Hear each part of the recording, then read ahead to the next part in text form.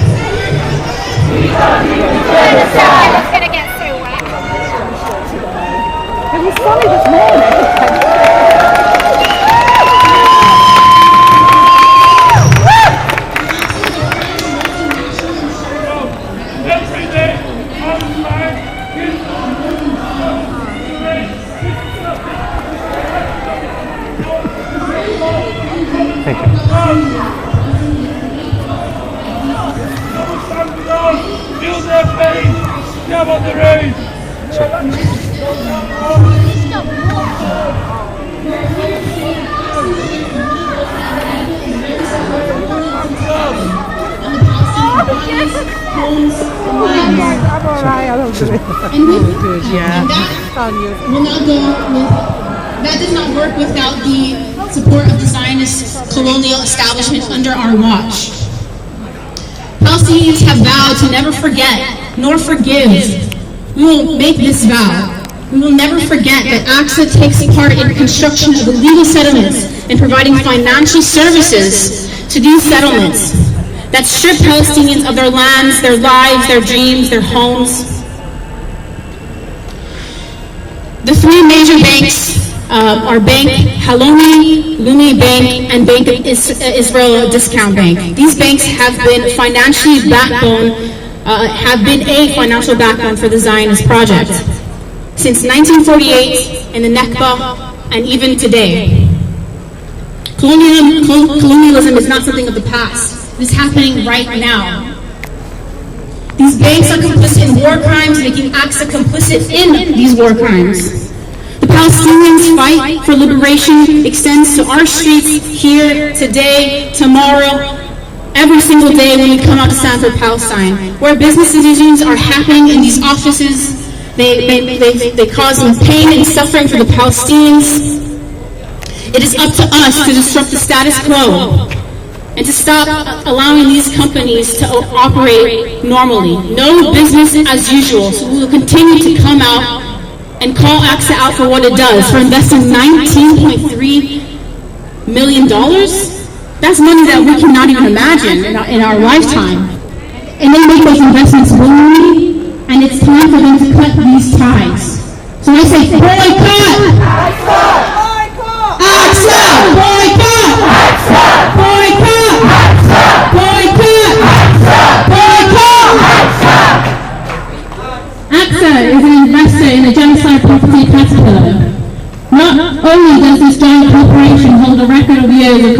with Israeli crimes through the home demolitions and illegal settlement construction on stolen Palestinian land, but is also deeply complicit in the ongoing genocide committed against Palestinians in Gaza at the moment.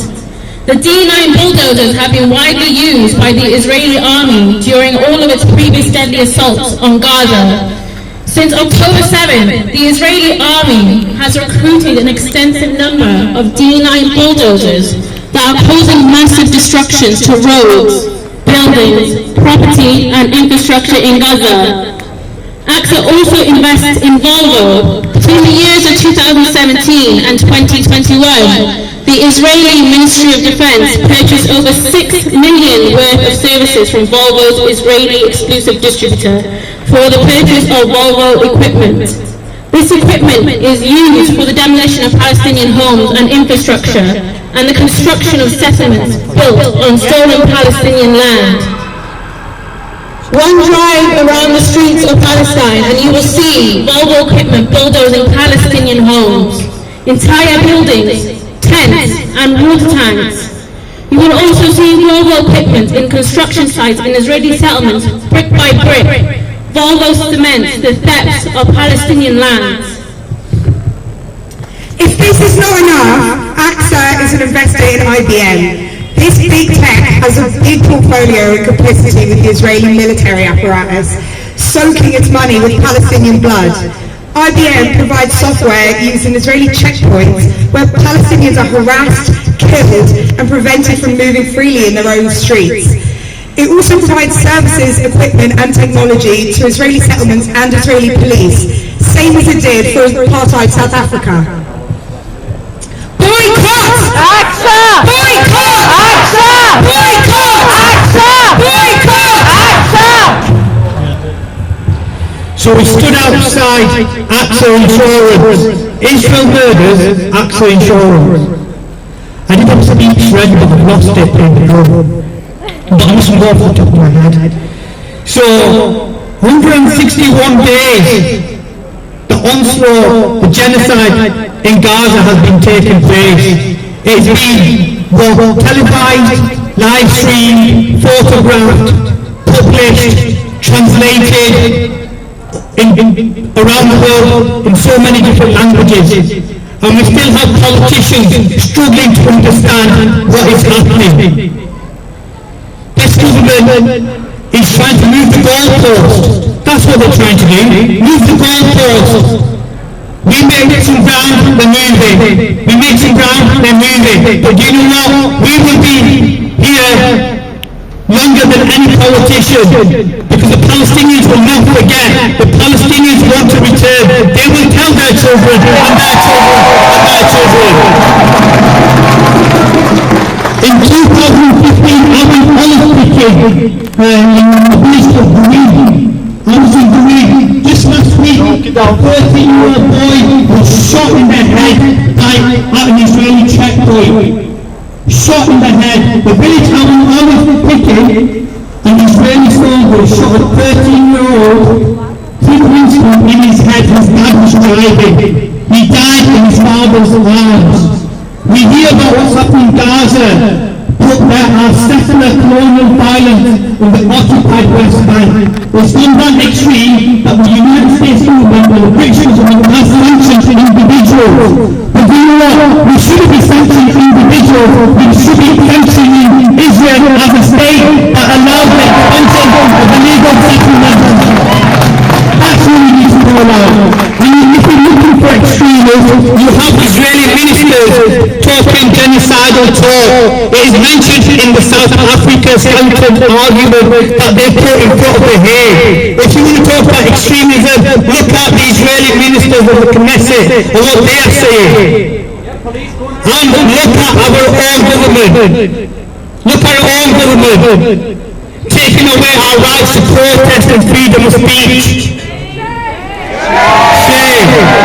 We're out here, and I don't know who's a teacher here, but if you're a teacher, you know how botched up a job Michael Gove has done with education.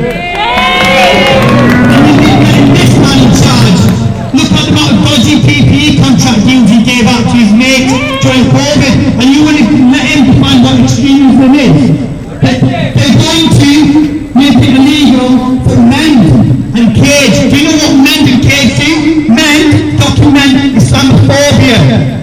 They called out the Tory party for its Islamophobia. They called out the Labour Party for its Islamophobia. They want to ban that organisation. Do you know what CAGE do?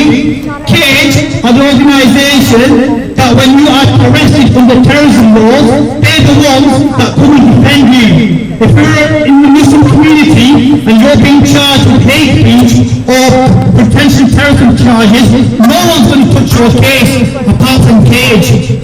And one of the biggest speakers is Mozambique. Do you know where Mozambique was? Who knows Mozambique? He was proved innocent. He was proved innocent. He was held without trial, charge or evidence for, 15, 20 years he was held.